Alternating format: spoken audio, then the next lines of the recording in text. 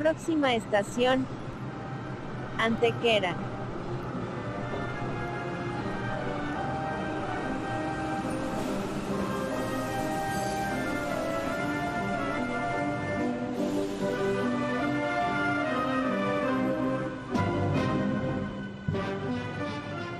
Algo estábamos platicando antes de que hiciéramos esa prueba de sonido. Estaba buena la charla. Sobre la estética y arte que no habíamos la elaborado. distinción entre...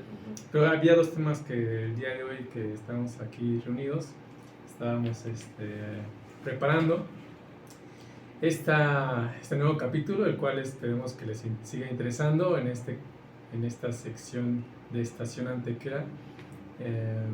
Agradecemos su presencia y repetimos, como siempre, para ayudarnos a tener mayor difusión, pues les solicitamos poder compartirlo, darle like, comentar, que este programa se mantenga a partir de ese interés genuino de pues, los que estén interesados en conocer más sobre reflexiones en torno a arte y también aplicado al entorno local, que es nuestro estado de Oaxaca y en nuestra época contemporánea, sobre todo.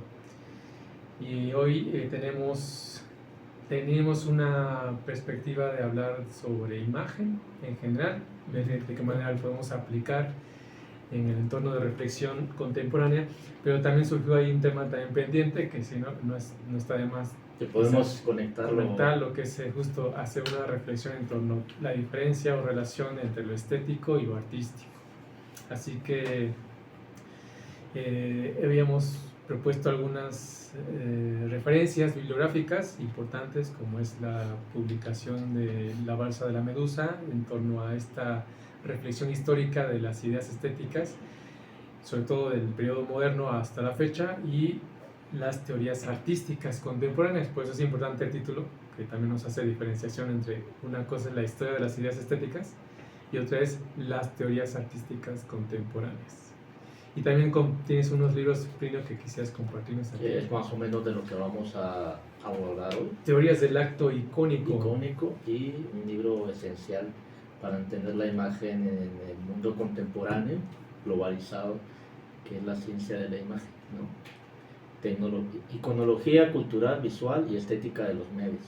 Y cómo estos temas se interconectan constantemente en el campo del arte o en el campo que no es considerado como el campo de la institución del arte, o sea que cómo la imagen se presenta en distintas disciplinas, en campos del saber, y que ya no están muy relacionadas con el arte, o sea, con el arte por sí mismo, ¿no? Como que tenemos la idea de que cuando hablamos de imagen hablamos de arte y de objetos artísticos, de artefactos. O quizás porque museos. Nosotros, como estamos inmersos en esto, nos lo vinculamos muy fuertemente, ¿no? Sí. Pero quizás alguien que solamente lo vive como imagen, cine o publicidad o medios de difusión. Información. Entonces creo yo que, bueno, hay mucha bibliografía al respecto, o sea, hay bibliografía desde el punto de vista de los fotógrafos, ¿cómo se llama este fotógrafo español que habla? Roland Barthes. No. Sí, que viene mucho a México, Pedro Reyes. No. Un mexicano. Sí, que tiene una investigación sobre sobre las imágenes o las investigaciones que son mentiras, pero... Joan Fonfou. ¿Pero es español? Es español, sí, creo que es catalán, sí. Que tiene toda una serie de... Claro, pero justo ya entrar al tema de la fotografía, haciendo una lectura rápida histórica, es interesante porque en un momento ya hemos platicado de la imagen, desde, digamos, tenemos referencias de los griegos y otras civilizaciones que tienen esa noción de indicar este fenómeno de lo visual, pero de la percepción de la vista en torno a imágenes de la realidad. Desde incluso también la referencia de lo Platón sobre cómo tenía esta referencia de la imagen, no sé si quieres hacer. No, nada más como apunte que veíamos que en el origen griego el acceso a la verdad era como un acto de visión, ¿no? O sea, la idea era como algo que se contemplaba, eso, ¿no? Contemplar, o sea, son metáforas visuales. Entonces, que desde sus orígenes la idea del desvelamiento de una verdad tiene que ver como con un acto de ver algo, ¿no? Entonces, eso, ¿no? Viene como en esta idea, pero creo que hay que hacer como una revisión mucho más atrás sobre la imagen, incluso antes de lo que conocemos de las ideas de Platón, que generalmente uno piensa la imagen desde la filosofía occidental, Sí. desde el cristianismo, pero hay referencias mucho más antiguas de cómo el ser humano está preocupado por inscribir algo en una superficie. Es interesante porque desde hace 75.000 años más o menos, con los hallazgos de algunos artefactos en unas partes de Europa y en Sudáfrica, bueno, todo el continente de Europa y África y Asia, hay objetos que inauguran de alguna manera la diferenciación entre la naturaleza, que puede ser estética, y algo que el ser humano inscribe como estético y que esto le interesa como estético y lo pone como una imagen. Un ejemplo de ello es una concha que aparece en un fósil, y el que hizo en ese momento, estoy hablando de hace 33.000 años más o menos, de hecho está aquí en el libro, es muy famoso. Vamos a... Claro, pero aquí también habría que hacer un paréntesis en torno a que entonces estamos hablando aquí de que estamos hablando de la imagen como un producto de la especie humana. Sí, porque es un fenómeno de la percepción. Pues es el fenómeno de la percepción humana, prácticamente, ¿no? O sea, cuando se escoge un objeto, por ejemplo, bueno, no lo vamos a ver tan claro. Después lo podemos compartir. Después lo vamos a compartir, pero es una bifasa alenense con un fósil. Se supone que hay una concha en medio, y esa concha fue dejada a propósito para que fuera enmarcado por ese fósil, ¿no? Como que fue trabajado ese elemento para que ese fragmento de concha no fuera, como puede ser, como un icono, como un objeto que llamó la atención y fue prácticamente cincelado el objeto para que pareciera un objeto. Aquí estaríamos hablando como imagen, como representación. Como la naturaleza representada a través de una idea, más allá de materializarla como imagen, como objeto, como escultura, ¿no? Son como los primeros rastros que se tienen, ¿no? Como una forma de apropiación, ¿no? Como que la naturaleza está ahí, pero al ser así parece como un marco, ¿no? O sea, es como que está enmarcada la concha y es como lo primero. Posiblemente hay objetos más antiguos, pero es el más antiguo que se conoce, que se ha encontrado, donde intencionalmente algo que le pareció bello al que lo... Bueno, aunque no sabemos si es una categoría bello. Bueno, sí, estamos hablando de una categoría actual, pero ¿cómo se le podría llamar? Que le interesó, que le atrajo. Que le atrajo visualmente, ¿no? Y que eso se diferencia de un artefacto que sirve para algo. O sea, no está, por así decirlo, probado que eso haya servido como una herramienta, sino más bien como un objeto que no tiene ninguna función. Hay un digamos, un planteamiento ahí, sí, yo lo veo como algo estético en la manera en que se selecciona la forma, la figura a representar, más allá de su función, que en este caso es una flecha. El objeto utilitario tiene una función para cazar, pero si esa flecha tiene elementos visuales como un adorno, un acompañamiento, ya eso implicaría ya Sí, en eso vienen como un aspecto los collares, estético de las cuencas, quien lo eligió. Sí. Sí, como este inicio de generar objetos que no necesariamente son. Pero ahí entonces sí habría que poner justo como en perspectiva hacia dónde va dirigida esta represión, porque entonces ya la imagen le estamos dando ya esa lectura hacia lo estético, ¿no? Como una particularidad que más adelante va a derivar en una reflexión más hacia lo artístico como sistemas. Sí, porque si lo vemos imagen como tal cual, ya... Es que por eso te digo, cuando hablamos de imagen, pues, rápido pensamos en lo fotográfico, en la pintura hay una representación, en las ideas de Platón, de la caverna, de que que siempre la imagen es cuando se empieza a reflexionar de que la imagen es algo peligroso, ¿no?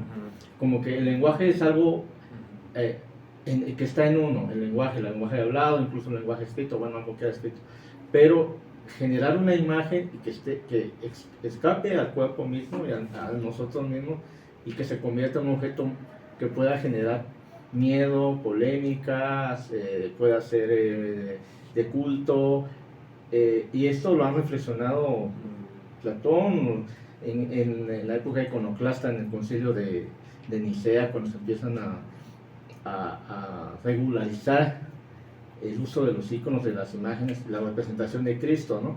Y cómo justifica las imágenes, ¿no? Entonces los que estaban a favor decían, no, hay que justificar la imagen porque si Cristo se hizo verbo, entonces tiene que haber algo materialmente que represente esa imagen, no adorarla, sino representarla. Entonces la iconoclastia y la iconofilia están siempre en pugna históricamente, o sea, desde la antigüedad, o sea, desde que se empiezan sobre todo en las imágenes del cristianismo, ¿no? Sí, que claro, se contrasta con las culturas musulmanas, islámicas, donde es más iconoclasta. Más iconoclastas. Entonces siempre es esa pugna y que va históricamente siempre de regreso, o sea, siempre cíclicamente, posteriormente en la reforma, en la contrarreforma, es eso, es una pugna sobre las imágenes. Entonces Lutero y el movimiento luterano lo que hace es volver a esa discusión de las imágenes y por qué las imágenes, y viene con la colación con lo de la imprenta, ¿no? Con la invención de la imprenta, con el libro, hacer que el lenguaje religioso pueda llegar a más y no sea solo encerrado en un convento. La contrarreforma lo que hace es generar imágenes mucho más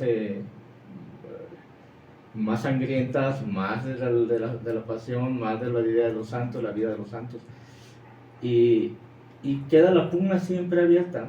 En la modernidad, cuando los mismos pintores del siglo XIX dicen, bueno, vamos a destruir los museos y la antigüedad clásica porque tenemos que hacer algo nuevo, ¿no? Con ¿quién es este pintor que hizo el origen del mundo?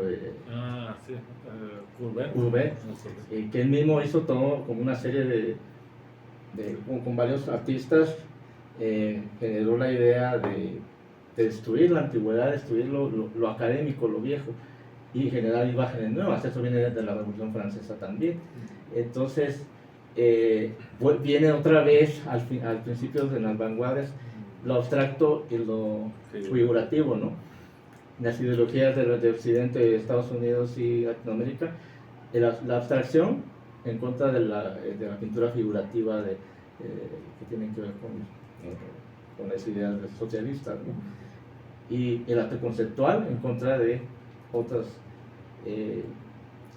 corrientes que son más figurativas, ¿no? O sea, siempre de los religiosos se seculariza de alguna manera esta pugna siempre de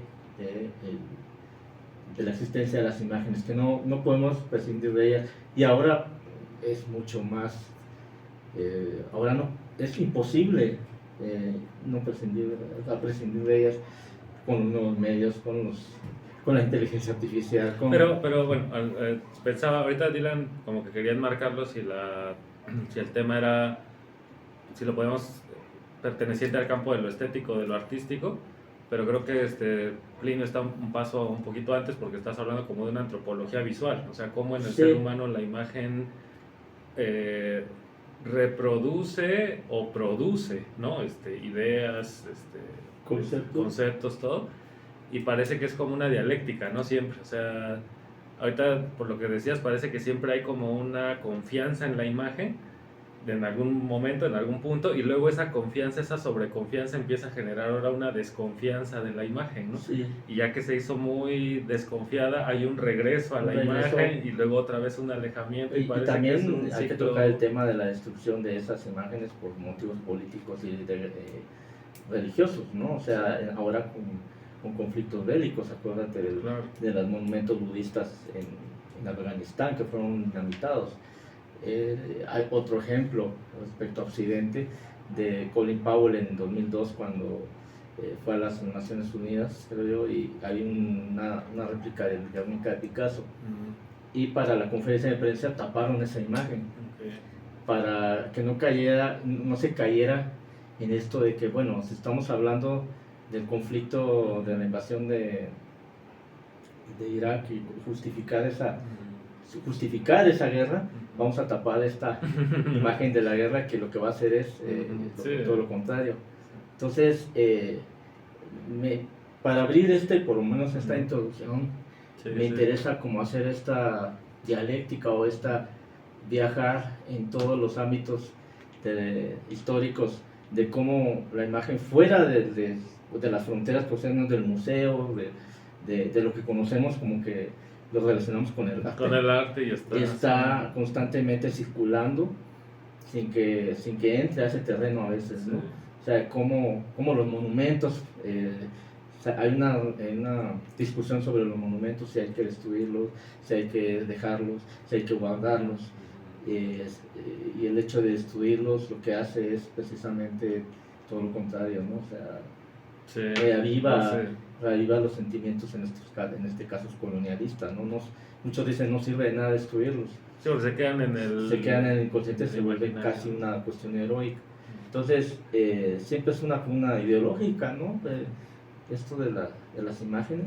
Entonces, quizá habría que decir que no se vinculan directamente o en un primer momento no tan directamente con lo artístico, pero sí directamente con lo político. O sea, lo político está, y a lo mejor por eso nos atraviesa tanto la imagen, ¿no? Porque la imagen configura imaginarios, representa luchas, posibilita ver cosas, otras no, y sea en el campo de los medios de comunicación, del deporte, de la cultura o del arte, pero parece que lo que siempre está es que está inmerso en lo político, ¿no? O sea, la imagen es un elemento dentro del juego de poder, ¿no? De las sociedades y las culturas. Y por eso ahora se le está dando, los teóricos de la imagen están como haciendo sus entrecruces, siempre refiriéndose al arte, porque a la larga lo político tiene que ver mucho con el arte contemporáneo. Entonces, pero como estas imágenes que están afuera todavía del borde... ¿O será que el discurso artístico aprovecha más la imagen, ¿no? Tiene más estrategias de comprensión y de intervención de la imagen que otros campos, ¿no? Porque la medicina, todos tienen relación con la imagen.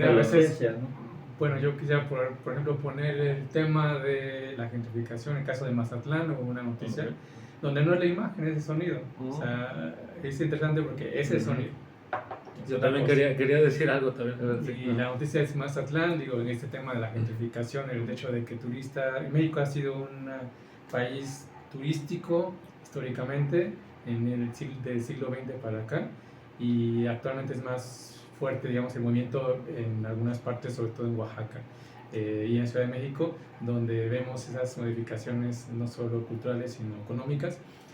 En Mazatlán pasó esta situación de que en la zona hotelera y en la zona costera de playa, pues, hubo extranjeros que estaban escuchando música clásica, pero en esa zona también había banda. Aquí se le ocurre. Ponen banda y entonces, como ustedes no llegan a banda, pues empiezan a tocar, la gente que va a turistear a la playa, también locales, pues quieren banda. Bueno, en este caso los gustos de los más... Y el lugar es Mazatlán, o sea, eso es lo que hay también. Entonces hubo un revuelo porque pues el dueño hotelero Coppel, yo creo que es por ahí el que hace un video exigiendo que se dejen de tocar música banda porque arruina el turismo, bla, bla, ¿no? Entonces hay un choque, ¿no? Estético, pero ya no es la imagen, ese sonido. Curiosamente, justo lo que choca es ese sonido. Ya hay el tema también de los organilleros en la Ciudad de México, el tema de los compradores de basura de metal, o sea, hay las colonias que ya están hipergentrificadas, ¿verdad? O sea, que todavía pasa la de Fierro Viejo. Esa grabación que es muy famosa aquí también. Sí, o sea, la imagen sí pesa, digamos, en nuestro territorio, de nuestra reflexión, pero no es que a veces justo resulta que otros lenguajes... Sí, pero yo creo que nos desviaría del tema porque es bien interesante, o sea, lo que estás diciendo como respecto a ¿qué relación tiene la cultura con la imagen? O sea, ¿qué relación tiene la civilización, pues el ser humano con la imagen? Y es muy interesante, porque yo creo que sí lo podemos como dejar en un segundo capítulo. Nada más por ahí apuntar, o sea, hay ya quien comenta, por ejemplo, Freud dice que el hecho de que nos hayamos erguido a partir del Cromañón, que se separó el olfato de los genitales, y el hecho de que hayamos separado la cabeza de la genitalidad hizo que se perdiera protagonismo de lo que antes era el sentido del olfato para el ser humano. O sea, parece que el humano se orientaba más por el olfato, el oído y el gusto antes del salto cualitativo, ¿no? Del salto hacia la civilización. Entonces es curioso, pero parece que el desarrollo de los otros sentidos como que no lo trabajamos tanto, ¿no? Siempre, por ejemplo, cuando decimos arte, siempre te imaginas ya artes visuales, pues pintura, cine, fotografía, escultura. En un segundo o tercer momento piensas en la música, en un segundo o tercer momento artes táctiles o obras de arte olfativas, el último el gusto. Entonces tiene que ver con un desarrollo de la cultura occidental, pero con la cultura en general. Pero ahorita que decías esto, hay una idea bien interesante de Adorno, por ejemplo, en la teoría estética, y afirma, y con bastante evidencia, que ha habido más revoluciones artísticas en el campo de la música que en las artes visuales. Entonces Adorno afirma que el arte contemporáneo llegó 150 años antes a la música que a las visuales. La cosa es que la historia de las artes está contada desde la perspectiva de las artes visuales, pero por ejemplo, lo que fueron las vanguardias del siglo XX, eso ya estaba, las discusiones artísticas, pues, de la forma, del contenido de la obra de arte, ya había habido revoluciones formales en el campo de la música mucho antes del campo de lo visual. Entonces la tesis de Adorno es que el arte más vanguardista es la música, no las artes visuales, por la experimentación que tiene en su forma. Entonces la cosa es que ahí está, pero no lo vemos porque el interés siempre se va más hacia lo visual, pero es porque nuestra cultura es visual, ¿no? Tenemos un protagonismo en Ahora, lo qué visual. bueno Pero ahí olvidamos la invención de los artefactos que son visuales y como lo que daban al principio del ejemplo, o sea, estamos hablando de miles de años. Claro, o sea, lo que dice Adorno es que hay una hegemonía de lo visual, pero que las revoluciones, las transformaciones más profundas en los códigos artísticos, ya hablando de una cuestión artística, pues, en el campo del arte, en el campo del arte, no en el antropológico, en el campo del arte, las transformaciones más radicales se han dado en el terreno de lo auditivo, es lo que dice Adorno, ¿no? Y hace todo el análisis de la estética sonora de Schoenberg, de Beethoven, de todo. Y resulta que sí, que es mucho más revolucionario el arte sonoro que el arte visual, pero por el protagonismo que tiene lo visual en nuestra cultura. De monumentos. Sí, también, o sea, lo arquitectónico lo podemos ir bien, pero digo, o sea, ya empezamos con la imagen y ahorita hacía Dylan el apunte, pues, o sea, hay otros, pero es que es un temota, pues, nos podemos meter a hacer creo que nos desviamos hacia y nada más para hablar en favor de este último ejemplo de la música de banda, lo podemos regresar a lo visual hablando de Sandra Cuevas, de esta alcaldesa de CDMX que mandó a quitar los rótulos de tortas y de puestos. O sea, ese es también limpiar la ciudad en términos visuales, que es lo que quería hacer este güey en términos auditivos, ¿no? Como no ofender visualmente al turista, ¿no?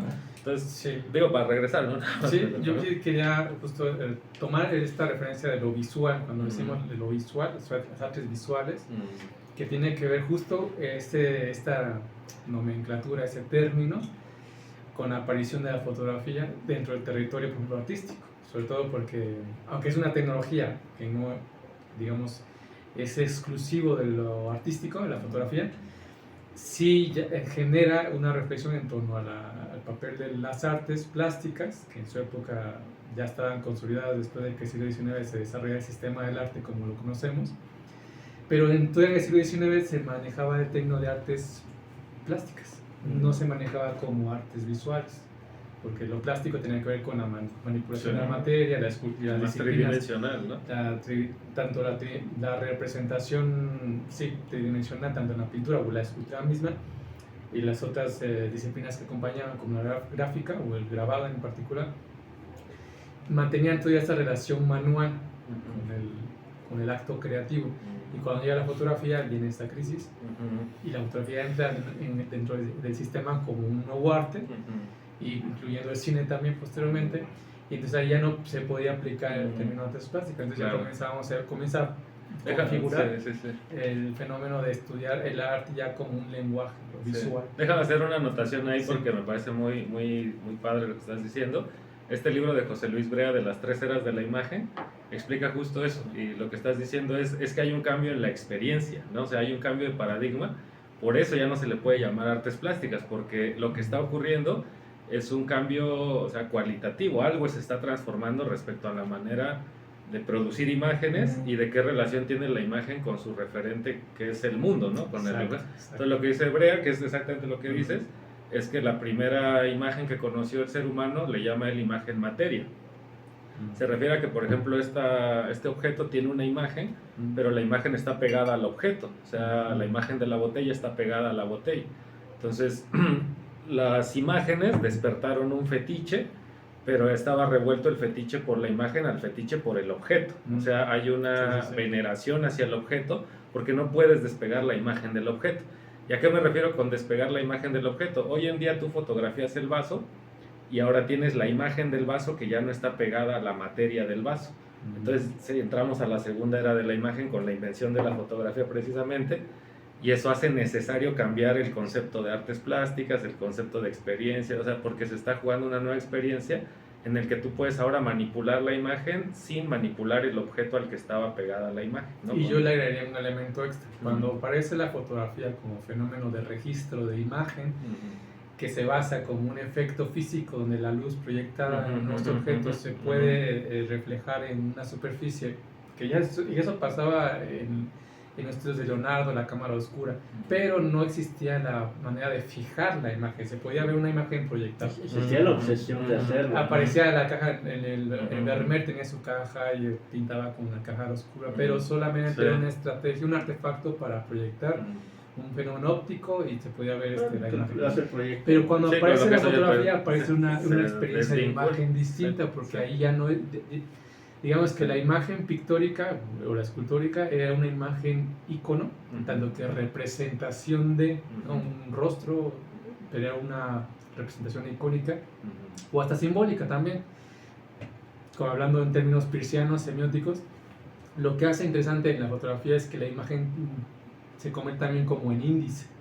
Ya no en ícono, nada ya más. no es ícono o símbolo, sino ya es índice, es decir, la fotografía le da a la imagen un carácter de evidencia de la existencia de la realidad, y por eso hay una... Se vuelve más real la foto que la imagen. Exacto, por eso es que está basada en la realidad. Hay una discusión interesante por eso John Fourcuberta, también interesante cuando empieza como justo a jugar con esta idea de la foto como el falso documental, o sea, que también en la época del siglo XIX, cuando aparece la fotografía, todos quieren sacar su foto de recuerdo, pero al mismo tiempo aparecen las fotos espirituales, fantasmagóricas, la manipulación en la fotografía analógica, que justo choca con esta reflexión, pero justo aparece esta reflexión a partir de una tecnología que es la fotografía. Por eso para mí la fotografía es un parteaguas, no solo para el campo del arte, sino que también posibilita entrar a una nueva época. Completamente. Pero ya entra a una época en la que está totalmente atravesada la tecnología, pero una tecnología ya hiper... el coche, la luz, la velocidad, los medios, además del cine, que fue una... Pero y eso que las imágenes en tiempo real, pero justo estamos hablando de una época todavía analógica, porque lo digital justo ya... bueno, esa es otra, pero o sea, todavía hay que analizar que los tres es la que ya está.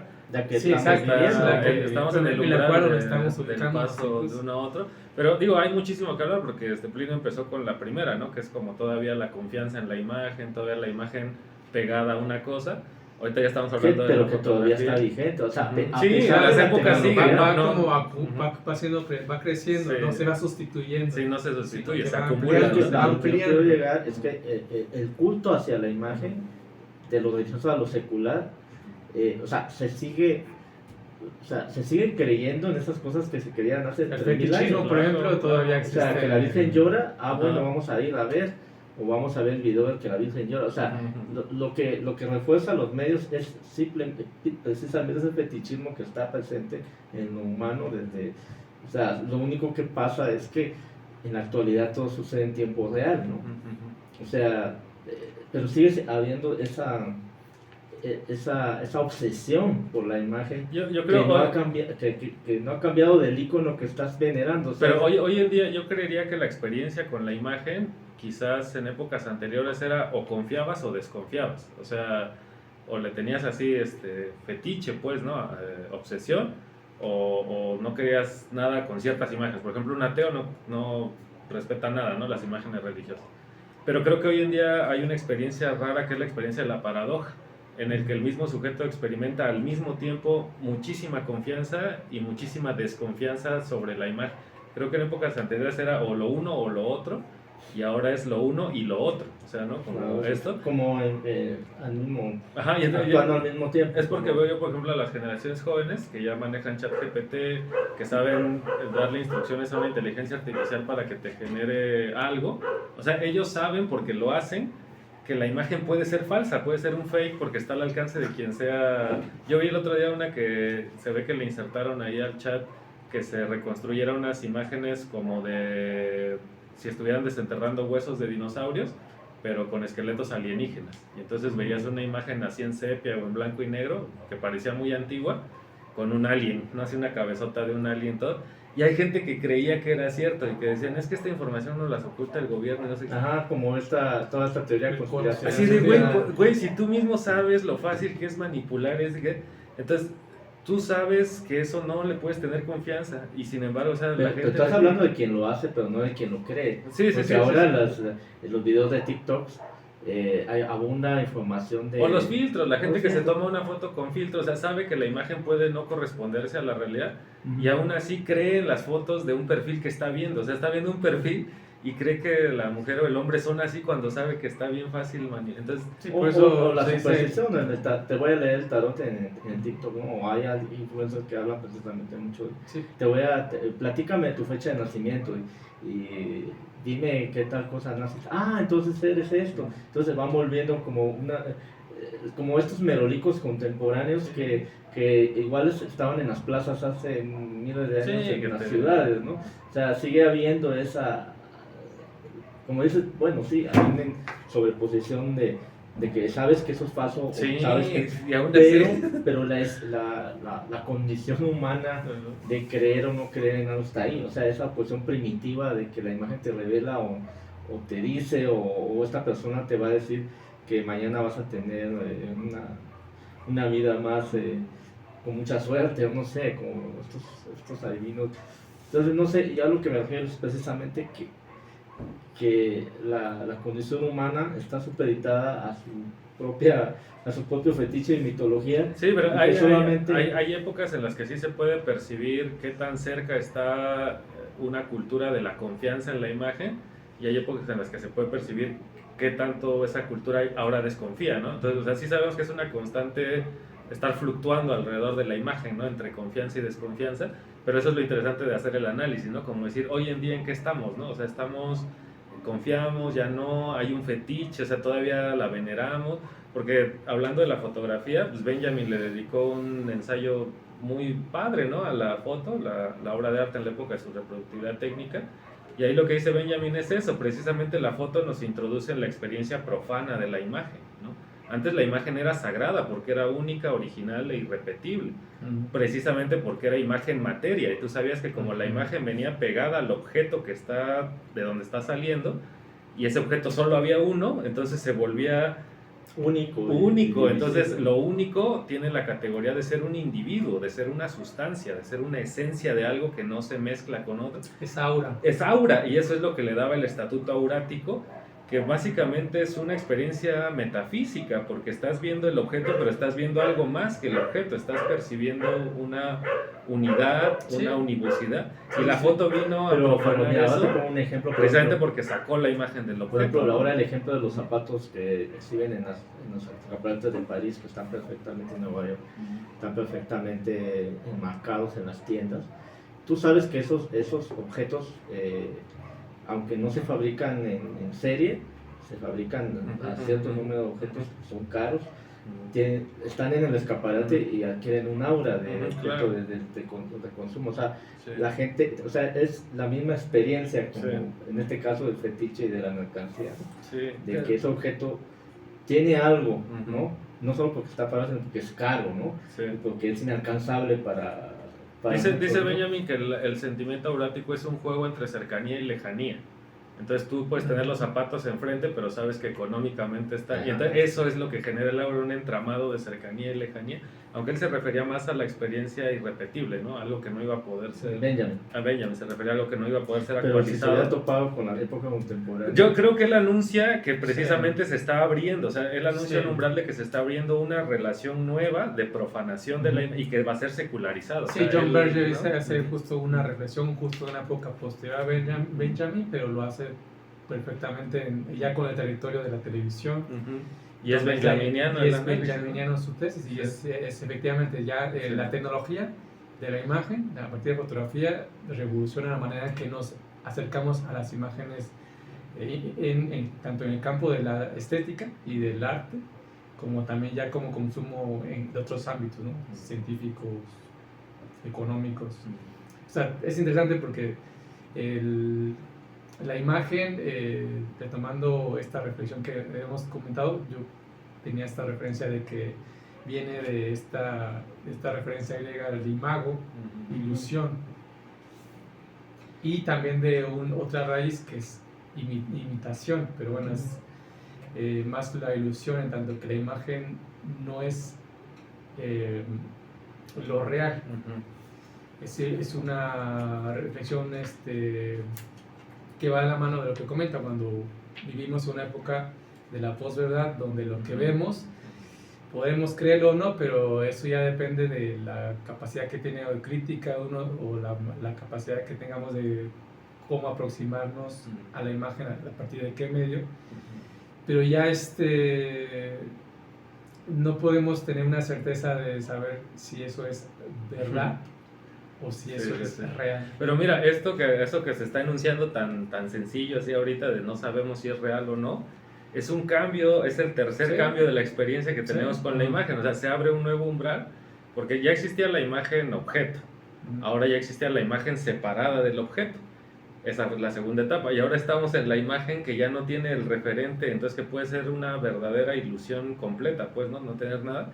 Y eso destroza la tesis de Roland Barthes del texto de la cámara lúcida, porque dice Roland Barthes que la fotografía, en el momento en el que publica él ese texto, que es 1970, algo así, dice 60 y algo, ¿no? Dice, la fotografía es el único arte cuyo referente es real. Y se refiere a que lo fotografiado... Sí, el índice. Ajá, el índice, o sea, yo tomo esto y sé que hubo un vaso, pues, o sea, por más que yo lo mande, ¿no? Pero ahora con la imagen digital, que estamos ya en el terreno de la inteligencia artificial de ChatGPT, ahora ya entiendo esa tercera parte de la tercera época de la imagen que habla José Luis Brea, de la imagen digital, en la que ya se perdió el referente con lo real. Y entonces tú, por ejemplo, yo he visto videos de Xochitl Gálvez o de ahora que están las campañas, que no sé por qué los vi, pero salieron por ahí, yo creo. Pero ya hay, o sea, lo que voy es que ya hay videos de inteligencia artificial que no fueron grabados por la persona, o sea, la persona nunca dijo eso, sí es su, o sea, es que ahora la imagen ya no tiene el referente, ahora es un dato, ahora es un código binario que puede ser mezclado con otras porque cosas. no es tan viejo, no es tan nuevo, porque ahí, por ejemplo, hicieron un fake de Barack Obama hace como 10 años más. Sí, que hablaba sí. y que estaba sentado. Bueno, 10 años, o sea, estamos como en esto, ¿no? Yo recuerdo una de estos de Supertazón, de la NFL, que al primer actor de Batman, que creo que ya, de Superman, que creo que ya estaba en silla de ruedas, lo hicieron con un holograma pararse, ¿no? O sea, el actor que no podía... Reeves, creo. Ajá, creo que o sea, una cosa que no podía. O sea, ahí va, a lo que voy es que ya es claro hoy, con fotos que le pones al chat GPT todo, que la imagen tuvo un referente de algo. Por ejemplo, te mezcla un paisaje oaxaqueño con un elemento, o sea, tiene ese referente. Pero llega el momento en el que se empiezan a mezclar los tonos, los colores, los algo, que ya es nada más información, ¿no? Mezclándose entre, y te produce al final un video o una fotografía cuyo referente no existe. Sí, notas el fake, o sea, todavía lo notas. Porque se ve así como, pero cuando ya no. Sí, a mí se me vino a la mente esta referencia de Bauman, ¿no? De la modernidad sólida del siglo XVIII-XIX a la modernidad líquida del XX. Yo diría, ahorita es una gaseosidad porque ya realmente ya no puedes ni siquiera contener Sí. con alguna forma algo que la posmodernidad intentó, sino que ahorita esta realidad de la imagen digital y la inteligencia artificial sobre todo, Sí. que nos deja todavía en pañales para poder reflexionar. Más o menos, o sea, incluso hasta la voz, te pueden grabar la voz y con inteligencia artificial que toma el registro de todo, hacerte decir cosas que no dijiste y presentar, por ejemplo, en un juicio una grabación que nunca dijiste, ¿no? Entonces, yo más o menos estaba platicando el otro día y dijimos, a ver, es que en qué momento también se convirtió la imagen en un paradigma de verdad, o sea, en qué momento la imagen era evidencia de algo. Y yo creo que un texto que nos puede dar luces de hacia dónde vamos ahorita con el chat y todo eso es este libro de Foucault de La verdad y las formas jurídicas. Porque en ese libro lo que dice Foucault es que él dice que el paradigma que hoy tenemos como qué cosa es la verdad no proviene de la filosofía ni de la teoría del conocimiento, proviene del derecho. Entonces dice Foucault que antes, por ejemplo, si tú acusabas a Plinio de algo, ¿cómo sabíamos quién tenía la razón? Antes no había pruebas, antes no había la cosa de es que tengo la prueba de que es que no, o sea, eso no era el paradigma de la verdad. La cosa era, tú le pones una queja a Plin. Ah, bueno, mañana viene cada uno de ustedes con su barrio, así que los respalda el barrio, y es la voz de la comunidad que te conoce a ti y la comunidad que conoce a Plinio los que van a decir. Entonces es la palabra, ¿no? Es la palabra, como el referente material puede ser manipulable, lo que tienes que regresar es a las relaciones sociales. Que curiosamente, digo, hablando de Semana Santa, ¿no? O sea, la manera que están que, rotas. la manera que deciden el futuro de Jesús es una votación. Un consenso, y eso te puede, y te regresa a Sócrates, o sea, el filósofo muerto por el consenso colectivo. Pero bueno, nada, a lo que voy es que dice Roland Barthes, digo Foucault, dice, el paradigma de verdad se construía colectivamente. A ver, Dylan se ha visto así, y es un vecino de este tipo, y este tío, Plinio, el vecino va a decir que es chido, pero otro va a decir que no tanto, y entonces entre esa voz colectiva, se hace una... Y entonces dice Foucault, ¿en qué momento irrumpe la prueba? Así como decir, es que tengo la foto de cuando, y en qué tuvo que haber la pérdida de la verdad del discurso, o sea, la gente debió dejar de tener la verdad como algo que se configuraba así, y ahora se deposita el valor en el objeto. Entonces yo te acuso de algo, y con que muestre un video donde tú me estás robando mi teléfono, no, aquí está. Pero ahora la inteligencia artificial permite que yo haga un video en el que te veo a ti que nunca lo hiciste, pero aquí está. Pero aún se ve chafa y no. Sí, todavía. Pero entonces, ¿a dónde va a apuntar esto? Entonces, ¿en qué vamos a confiar si ya no podemos confiar en el audio ni en la imagen? Yo creo que va a ser la palabra. Pero tú dijiste, o sea, yo dije el regreso a la voz popular. Entonces, pero esas relaciones sociales están rotas. Pues ya vi, por ejemplo, el linchamiento de apenas, o sea, el linchamiento de la comunidad. Pero ahí ayudó mucho las imágenes. Ayudaron mucho las imágenes, los videos, para poder, o sea, para pasar todo eso tan terrible. Pero la gente tiene una relación inmediata con la imagen, ese es el problema. Vieron, o sea, ¿de dónde sale? Alguien tomó el video de la señora sacando la bolsa con el cuerpo. Alguien tomó el video del taxista, o sea, en tiempo, o sea, sí, mira, ya, y las autoridades, como no funcionan, tenemos estas evidencias y llegaron, ¿no? Bueno, hay una característica entre que la autoridad ya tenía ubicado, pero ya estaban esperando pero ya la comunidad, más bien es justo retomando el orden del discurso de Foucault, en tanto que hubo una época donde todavía se desarrollaba a partir de eso. Yo digo que está este tipo de justicia de pueblo, que como hemos dicho, si ya la imagen también lo vemos, no es que se haya sustituido, sino que va ampliándose. Digamos que las experiencias como los linchamientos es una reminiscencia todavía de los mismos sistemas, ¿no? Pero tratamos de que... Con tecnología, pero se sigue manteniendo, todavía a veces los acuerdos los hacemos mediante la oralidad entre las comunidades, los barrios, solo que cuando las estructuras son más complejas, pues vienen ya como los documentos, las firmas, que hay que hacer oficio, que hay que traer la prueba, entonces se complejiza el derecho, y entonces uno entiende que uno requiere mayor sofisticación del proceso, ¿no? Pero es interesante, podemos retomar estas referencias históricas, porque digo, para mí siguen manteniéndose vigentes. Por ejemplo, algo que hace relación con este caso, cuando tiembla, que se empiezan a compartir fotos y videos falsos de que se cayó un edificio y te dicen, güey, ese fue el temblor de hace 8 años, Y entonces la gente tiene esta experiencia rara de extrañamiento de algo que confiaba, ¿no? Porque están viendo en el WhatsApp, güey, se cayó el estadio de no, eso fue del temblor de hace... Y entonces se quedan como, pero es que lo estoy viendo, ¿no? Como en tiempo real. Entonces como que la gente, o bueno, yo me incluyo, pues todos, de una manera muy inmediata tenemos una cierta relación con la imagen. Y a lo mejor lo único que estamos tratando de decir acá es que hay mucha historia, ¿no? Con la imagen como para tener una relación así muy directa. Entonces tenemos que saber que hay muchas mediaciones entre nosotros y la imagen. O al menos me gustaría decirles a los que nos están viendo, pues, ¿no? Como nunca tomar las cosas así. Tampoco vamos a volvernos lilistas de la imagen, porque como especie nosotros, como bien señalaste, en un momento nuestra vista se volvió el parámetro de nuestra existencia. Entonces, de alguna manera construimos nuestra existencia principalmente ahora por la imagen. Entonces, algo que regresemos a las cadenas de alguna manera una hecatombe y nos lleve otra vez a... No. La idea un poco de introducir el comentario de Adorno era que a lo mejor en esta época de estas cuestiones de la imagen, empezar a distribuir el peso del ser humano hacia los otros sentidos.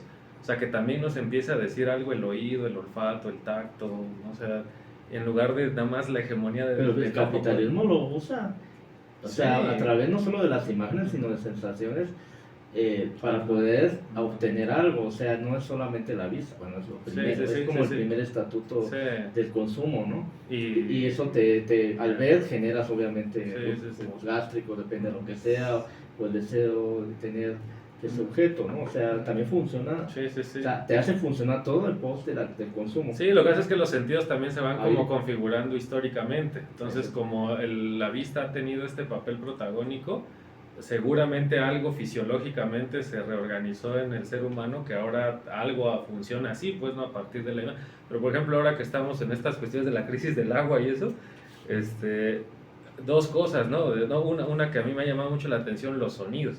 Entonces, por ejemplo, ya es habitual que salgas y estés escuchando el sonido de una pipa descargando en algún lugar, como un cierto, un algo, o una ansiedad, o vas y casi cuando sueltan el agua, que es una vez cada 15 días, ya escuchas a la gente, siempre yo voy caminando y en las casas siempre algo llenándose, así como algo, y un sonido que no existía, entonces también... O que no habíamos puesto atención. Que, justo, sí existía, pero no existía, existía porque estaba, pero no porque no le poníamos atención. Y entonces digo, güey, sí nos está dando información el oído, pero qué tanta importancia le estamos dando ya es otra cosa. Ya nos pasa como al terreno de la ansiedad y de la angustia, porque en la casa dice, bueno, pues mira, ya van dos pipas que están llenando. Y nada más escuchas, ¿no? Y media hora después otra, entonces, mira, ya viene como esta catástrofe hídrica, ¿no? Como que empiezas a generar esa incertidumbre. Y la imagen no te lo dice, porque tú sigues viendo refri, sigues viendo todo está ahí, garrafón, pero el oído, ¿no? Estás escuchando, y el calor, ¿no? El sudar. Entonces, bueno, pero hay que distribuir a los otros sentidos. Sí, por eso me parece interesante de tomar el tema de Sandra Cuevas cuando ella dice, la solución es tapar. Nunca se preocupó de cambiar los sabores o la torta, porque poner chile de jalapeño ya no, poner otro no, sino era solo la imagen del lugar, pero el gusto sí sigue. Digo, sí ahí de repente se menciona, ¿no? Que ahora ya los restaurantes ya no le ponen tanto picante, o los puestos ya no le ponen tanto picante. Estos que ya... Que eso ya es meterse con o sea, que los vas descubriendo poco a poco y es terrible, ¿no? Sí, o sea, cuando cambian los sabores y los sonidos, yo creo que ya ¿no? Hoy salió en la línea roja. Ya no hay vuelta, ¿no? No sé la imagen todavía, ¿no? Todavía bueno. No sé si viste en el de forma, vamos a sacar algo muy interesante, hablando de los sentidos, ¿no? Si quieres como molestar al turista, pues pone chiles a azar para que cuando esté en su desayuno, en su café, se ahuyente, o pon la música de banda para que los organilleros... O cada semana te tiran 2 balazos al aire para mantener o sea, como que están metiendo los sentidos. Eso está chido. O sea, sí es interesante porque es como a partir de lo estético, ahí es cómo reaccionar a esta experiencia de gentrificación a partir de que una cultura empieza, y no solo culturalmente, sino económicamente, a afectar a los locales a partir de estrategias estéticas, ¿no? Así, bueno, una revolución estética. Una revolución estética con los olores y los...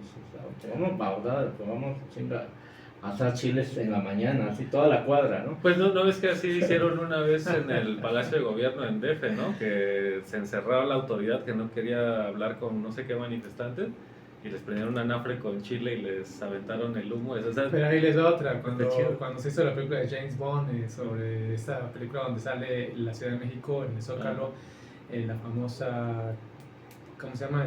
Comparsa de muertos, que no se hacía, pero Ajá, para ajá. la película lo A hicieron, partir de eso se... Y a y a partir de eso se hizo ya un canon, desfile. ya un canon ahí cultural local. O sea, la imagen, ¿no? La Sacada imagen. de una secuencia de película y extendida en la realidad. Y qué ¿no? interesante eso, o sea, Sí. cómo permeó esa película para que... Pero creo, pero nos estabas apuntando algo así, ¿no? Que hay como algo en la cultura, no sé si latinoamericana, lo circunscribías, pero una cierta relación todavía fetichista y veneradora de la imagen, ¿no? Tanto así que en el cine, que es una cuestión profana, secular, que uno sabe que todo, aún así se toma casi como una evidencia. O sea, hay una iconofilia ahí, ¿no? Hay como, entonces estabas planteando eso al inicio, ¿no? Como, no ubiqué bien en qué tiempo, en qué siglo lo estabas contextualizando. Ujú. Esto último de la iconoclastia.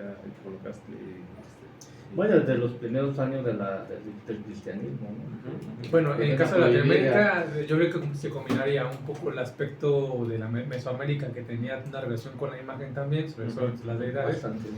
con la llegada, digamos, de la cultura de Castilla, y también con esta imagen de la Virgen de Guadalupe, que justo conecta perfectamente por esta relación con la imagen, ¿no? O sea, se crea esta imagen, ¿no? O sea, Marcos Ipac hace esta imagen, se conecta con las comunidades Bueno, y nace el hace- sincretismo, ¿no? y hace un sincretismo. O sea, pero es justo porque el antecedente es que culturalmente las comunidades ya tienen una relación con la imagen de esa manera, ¿no? Y todavía lo vemos, o sea, la imagen de la Virgen es la imagen, o sea, se tatúa una la imagen, es la imagen, y se respeta esa imagen.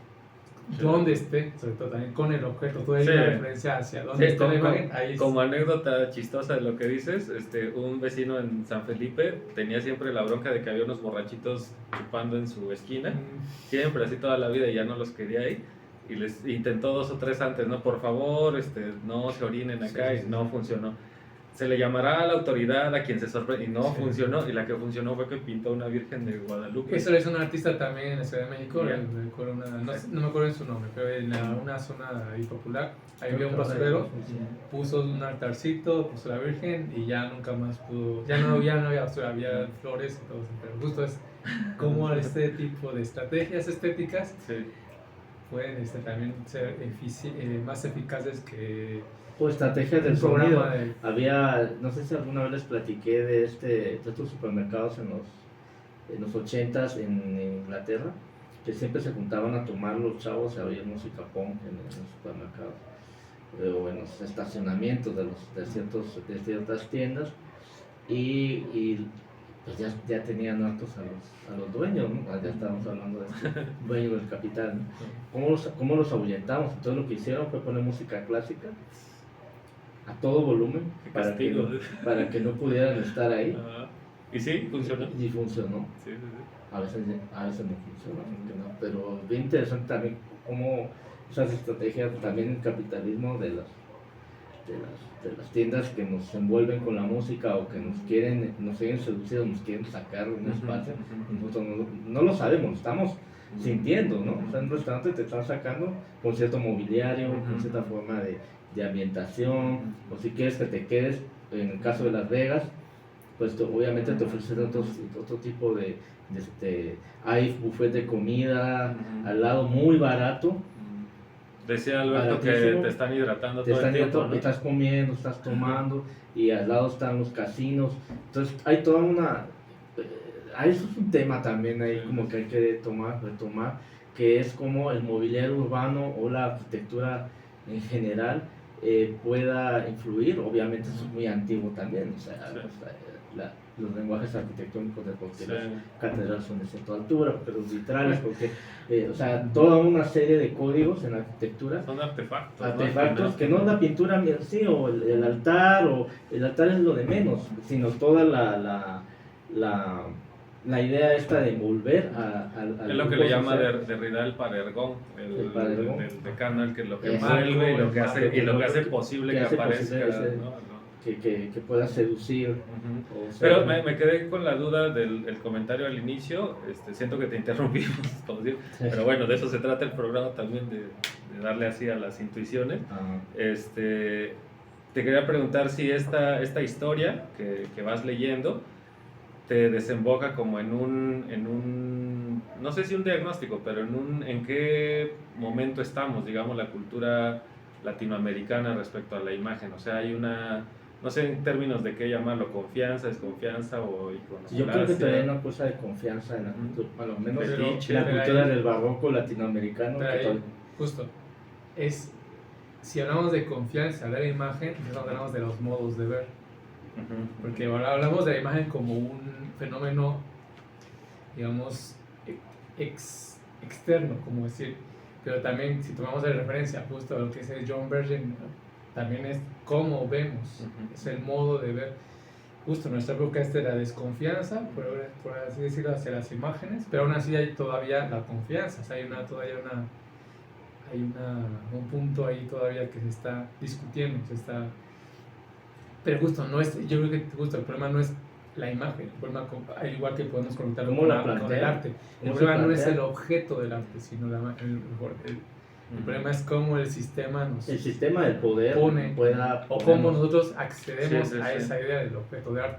Igual en este caso no es el problema de la imagen, sino el problema es Ujú. cómo nosotros accedemos o cómo tenemos nuestro modo de ver ese tipo de imágenes, ¿no? También. Ajá, pero en ese sentido, preguntar, pues, ¿no? ¿Tú consideras que esa relación de fetiche o de confianza con la imagen, que, o sea, es perjudicial, puede tener algún uso utópico, revolucionario, Sí, ya de plano mejor desconfiamos de toda imagen, mejor nos volvemos ciegos. Fíjate mejor que puro oído? yo pongo un ejemplo siempre respecto a eso de primero cuando tocaste el tema de lo jurídico, del derecho, el tema del derecho de derechos humanos, de Sí. la cuestión política, la esfera política y lo político también, que es algo más.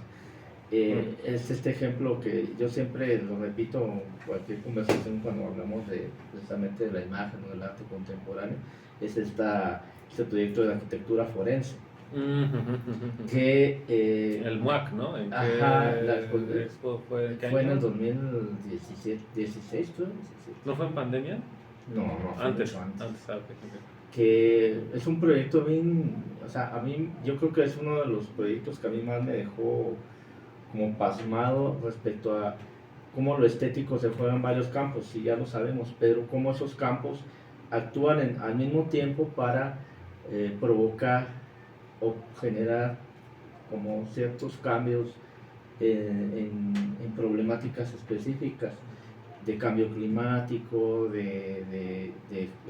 sea, ecocidios, en este caso de las guerras, de cómo del genocidio en ciertos pueblos, cómo puede ayudar la imagen, cómo pueden ayudar los procesos tecnológicos de la fotografía,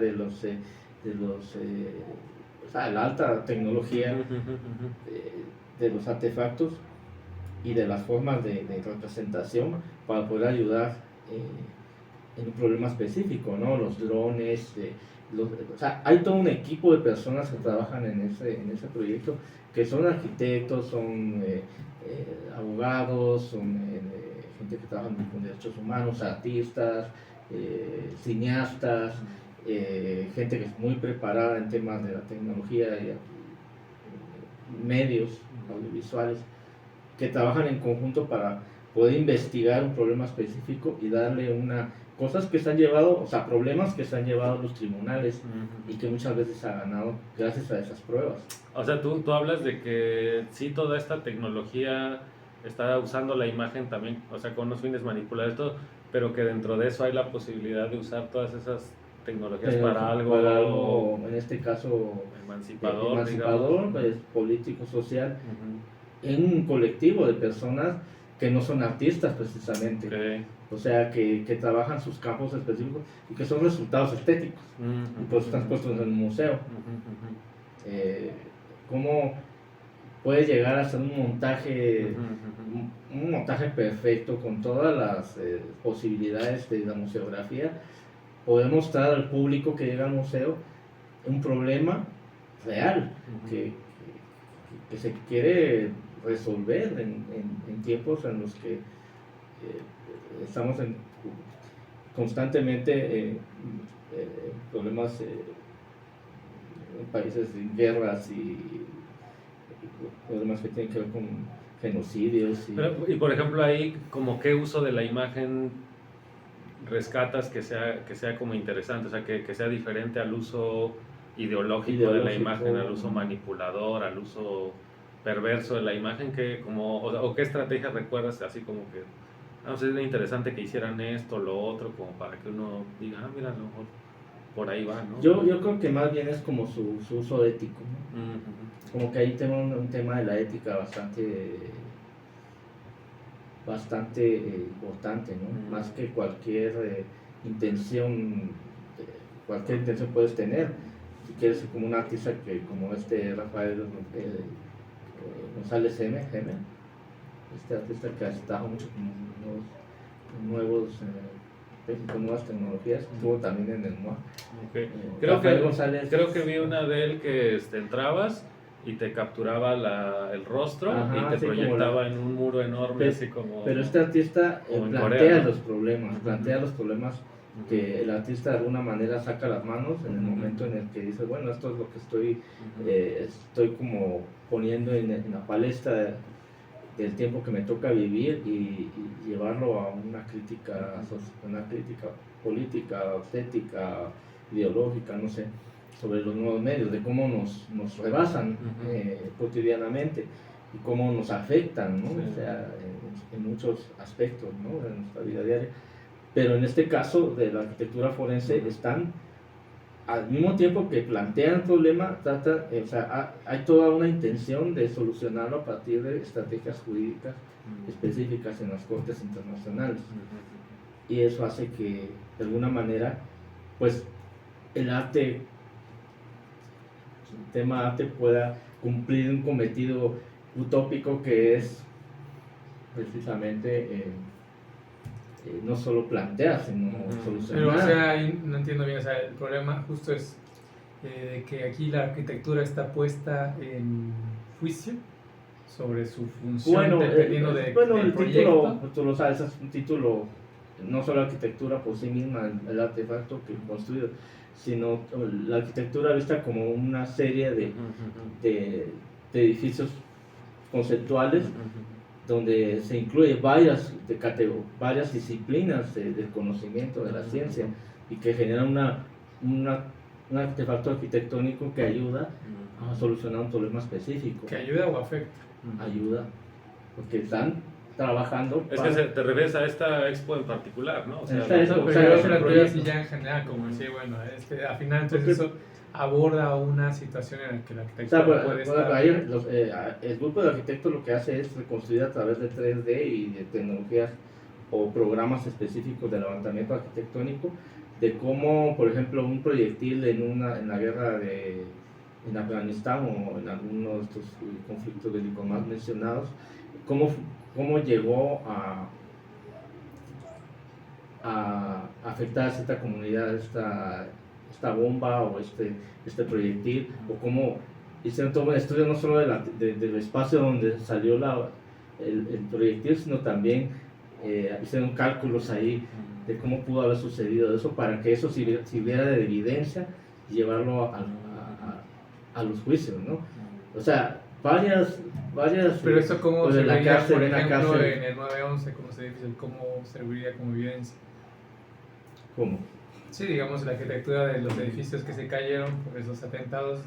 Bueno, ese tipo de... el problema no lo plantearon ahí, pero, por ejemplo, podrían haber hecho como todo un estudio de cómo si se pusieron bombas o hacer una investigación. Que seguramente se ha hecho, ¿no? Que seguramente se ha hecho. O sea, eso lo hacen para para solucionar problemas específicos Ajá, de atentados, sobre todo de creo atentados. entender que lo que dices es que lo que están introduciendo ellos es que frente a las formas en las que la tecnología puede manipular la imagen, construir, reconstruir, presentar, representar, lo interesante de este proyecto es que hay un lineamiento como ético que hace que todas esas cosas se relacionen, pero con un objetivo de víctimas, ¿no? Como de, bueno, es que hubo tal cosa, vamos a poner todas estas estrategias estéticas a la reconstrucción de esto para que sirva de... Y sobre todo con testimonios de víctimas, porque había unos presos que estaban también en una cárcel, también en Medio Oriente, donde gracias a los testimonios pudieron reconstruir la cárcel.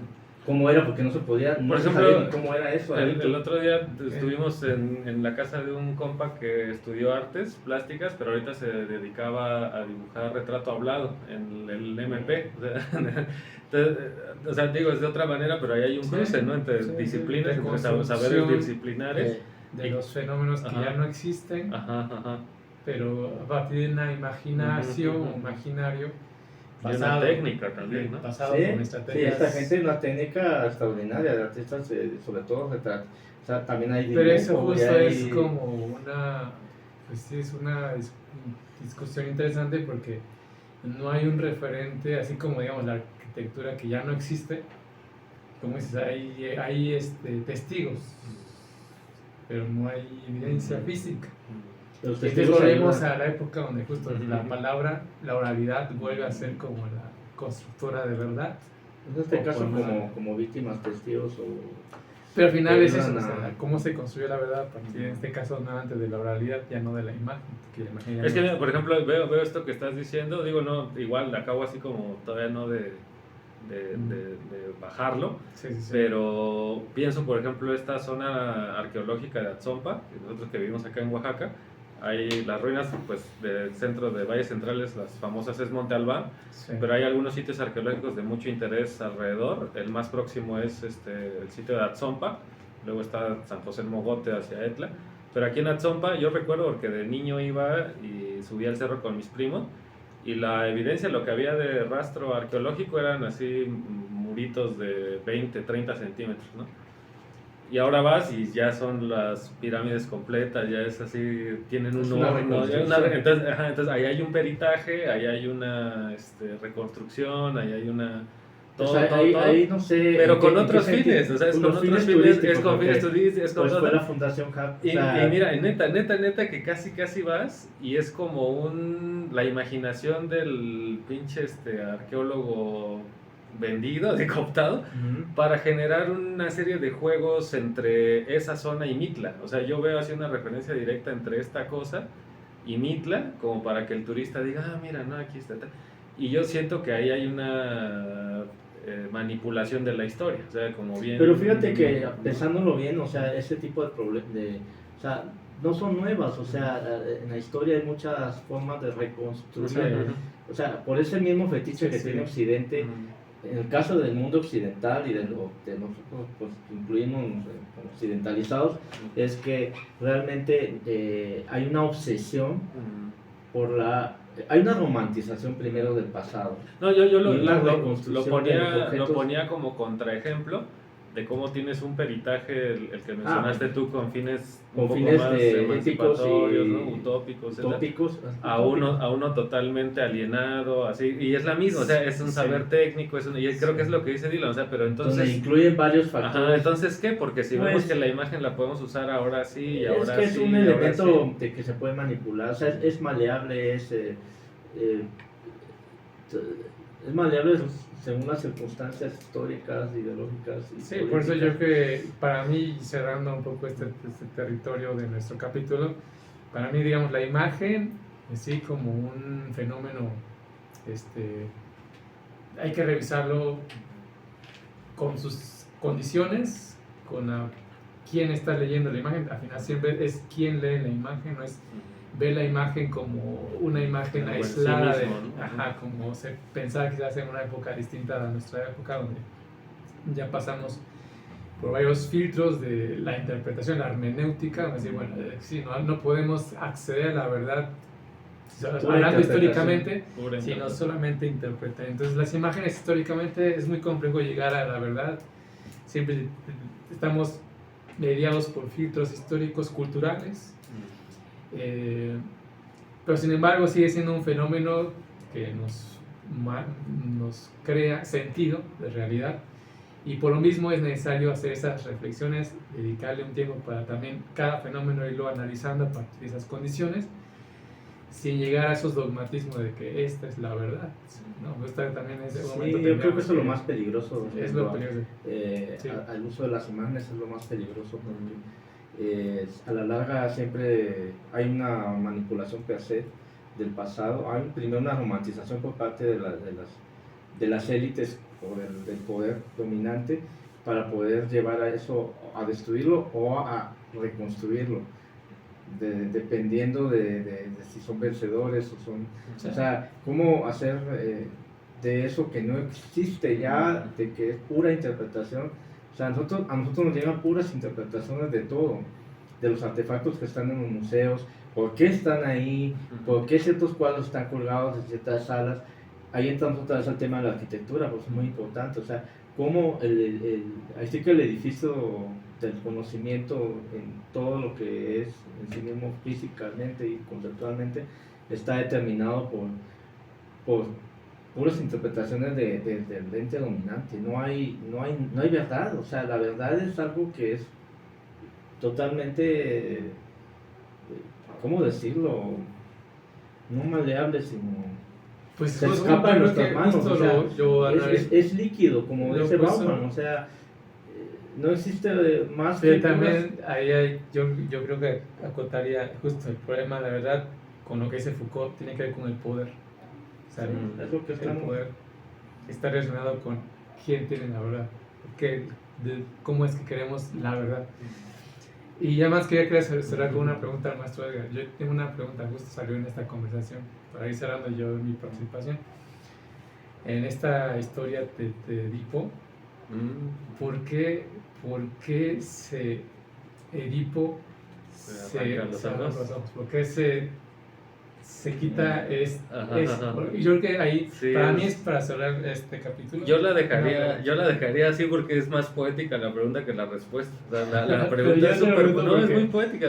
Me gusta quedarme con la... O sea, tengo una respuesta. No Digo, una para los respuesta. que no tengo saben, una- Edipo Rey es No, una... ajá. Yo ni siquiera sé, o sea, ni siquiera sé si es la respuesta. Tengo algo que he visto por ahí así.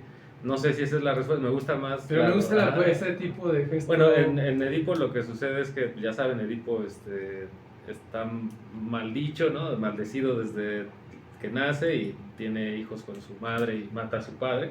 Y en el momento en el que se entera, ¿no? Ya por fin que él es el Sí, asesino del padre. se acuesta con su madre sin saber que Sin es saberlo, padre. claro. Y Después- mata al padre sin saber que es el Exacto, padre. y ya después Y en el se- momento de la revelación, como acto final y Cuando como se entera de acto que- catártico, sí. ajá, se arranca los ojos. Yo lo que he leído es que, pero bueno, es una interpretación otra vez, es que los ojos pueden ser una metáfora de los testículos. Entonces, que es como una castración, como quedarse sin...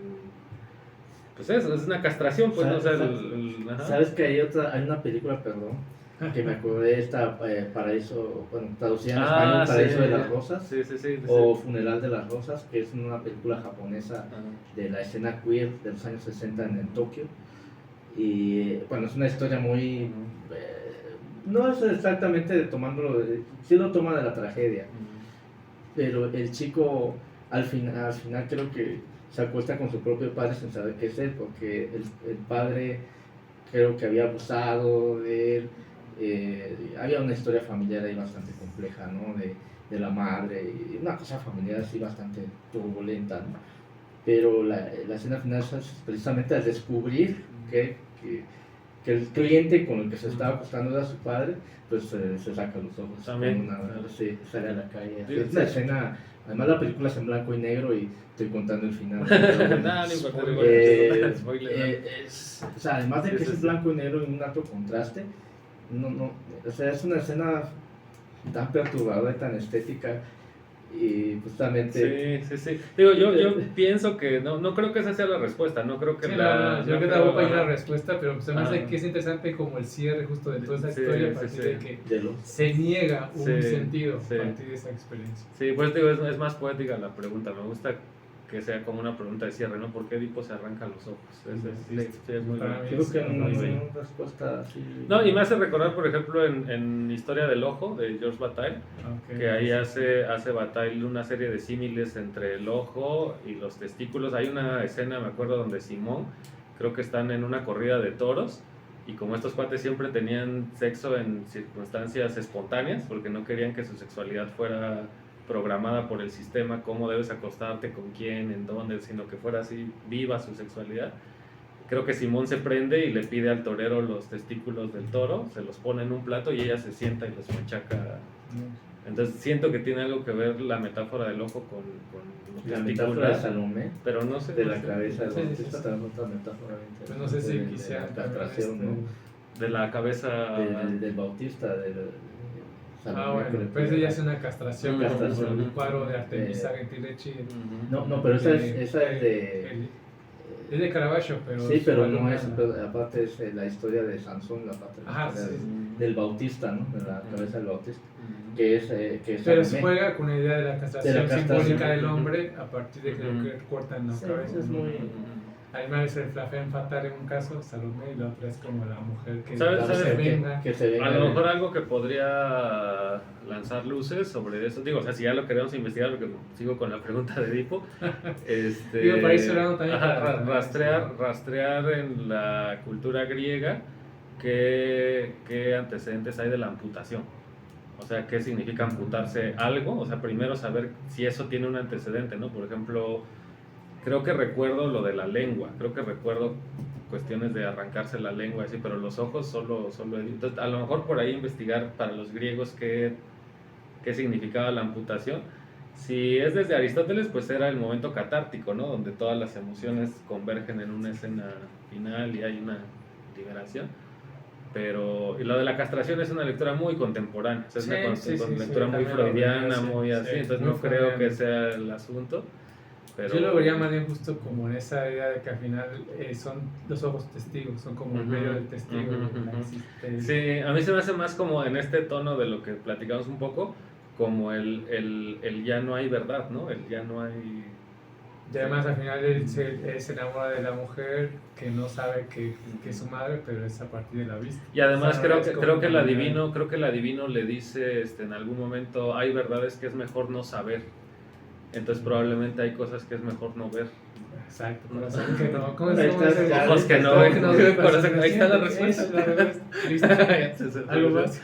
También la metáfora de la medusa, que es La mirada de La piedra, medusa, eso, sí, la algo, estatua de sal, algo que hay es la que- metáfora esta del Antiguo Testamento de la sal, o sea, Sí, los sí, sí. ejercicios del mirar, El mirar. van Por ejemplo, más allá de- en toda la mitología de la griega, condena. en toda la mitología griega, quien mira a la diosa tiene que quedar ciego. No puedes ver a la no puedes, verdad. o sea, Y el concepto de aletheia, de desvelamiento, Heidegger hace un juego lingüístico interesante, porque dice es que es precisamente desvelamiento, porque es el acto de que la cosa no la puedes ver sin el velo. O incluso en caso de Narciso. Narciso al verse luego se observa y se Sí. vuelve. pero mira, un al castigo, final, ¿no? Su me gusta esta, reflejo, su imagen. Sí, esto que sí, escribió la imagen. Leonardo da Vinci en su libro que dice, no descubrir se llama la libertad, porque mi rostro es cárcel de amor, No descubrir, se llama la libertad. porque mi rostro es cárcel de amor. Es muy complejo eso, porque dije, bueno, ¿y esto qué? Pues se refiere precisamente a eso, a la revelación de algo, que si te revela te atrapa. Ok. Eso pasa con la imagen. Ujú. Si la velas, Ujú. siempre Todavía estás con el puedes, deseo de todavía verla. puedes. Ajá. siempre está como ese deseo de quererla, entrar a ella o descubrirla. Ujú. Por eso la metáfora de Es que la pintura de Tiziano. es bien interesante esa pregunta de Edipo porque te arroja eso, o sea, si se puede ver directamente la cosa o si hay que verla oblicuamente, ¿no? O sea, Pues sí, porque al final, después de toda esa experiencia de Edipo, al final él decide exacto. Pues, Sí. lo único que decide, o sea, pudo haberse cortado las manos, Sí. va apuñalado, Porque muerto. los O sea, ojos, eso- sí, sí, no, porque fue los solo. Fue solo, o sea, eso. Interesante. Pues sí, Como ir pues de cerrando. todas las tragedias, por ejemplo, ¿quién es el que se entierra la estaca al final es Ay, no recuerdo. que también Por hay este una no. cosa ahí de, Pero no sé, a ver, para ir cerrando, maestro, algo quisieras también acompañarnos para... no sé, o sea, yo creo que es un tema interminable. Sí, sí, sí. Y a mí, Sí, sabes que a mí lo que a mí me apasiona del tema, el tema de la imagen, no me apasiona tanto en su culminación o en su realización en el arte, en el arte contemporáneo, en el arte de las partes plásticas, en las artes visuales, sino cómo la idea estaba rondando históricamente y antropológicamente y cómo es tomado por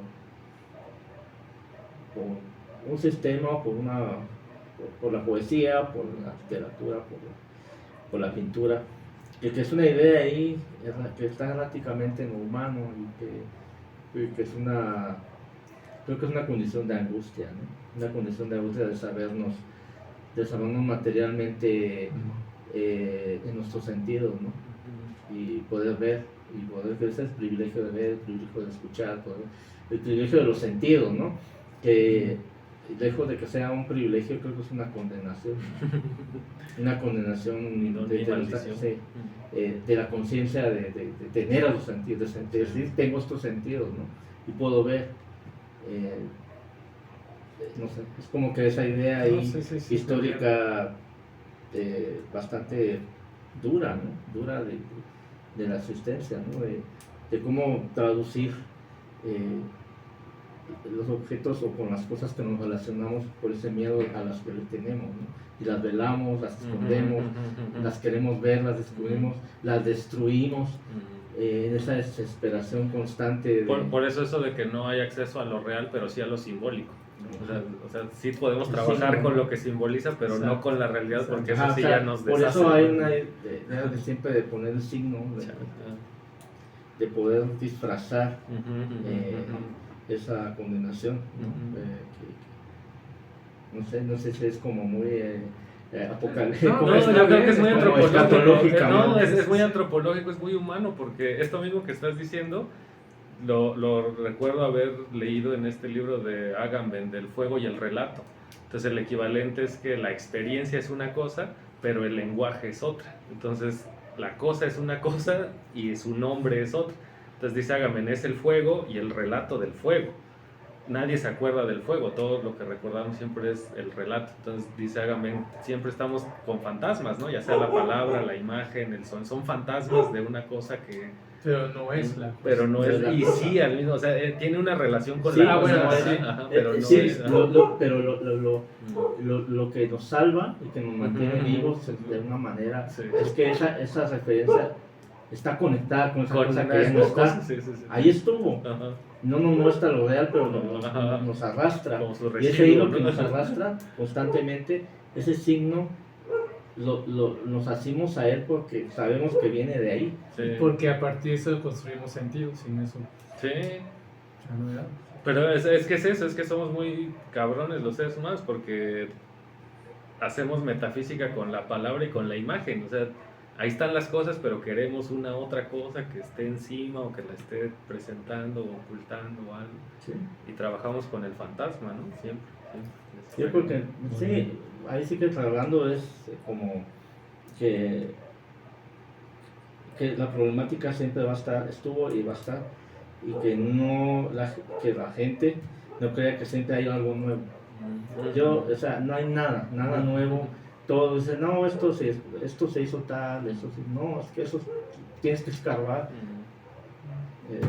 a cualquier, o sea, ser desconfiado de la cosa, ¿no? De la cosa, de lo que ves, porque siempre hay una cosa oculta, algo oculto. Además de que este concepto de nuevo está relacionado con el pensar el tiempo de manera lineal, es decir, que el futuro va hacia esta dirección y el pasado hacia otra. Y no hacemos esas conexiones, por eso en la pedagogía del arte, cuando se habla precisamente de imagen, lo que se enseña en cualquier taller o lo que sea, siempre te enseñan la imagen como algo, bueno, viene de una manera bastante historiografiada, bastante lineal. Bueno, esto es del Renacimiento, y que si muchos se van a la historia del ícono, si mucho, pero lo tocan de una manera muy superficial. Pero no hacen, o sea, en la pedagogía no se hace dialéctica, y es muy importante hacer dialéctica, y a nadie le Bueno, interesa ahí lo que les da justo pavor hacer esa somos dialéctica. por eso analfabetas visuales, o sea, por el sentido de que hubo una época en que el analfabetismo estaba marcado en el sentido de que solamente ciertas élites podían acceder a la escritura y aprender a leer la escritura. Y en este caso, en nuestra época, como es visual, pareciera que uno lee la imagen de manera natural, y no, también justo por lo mismo que no tenemos herramientas como para poderlas leer, somos fácilmente manipulables.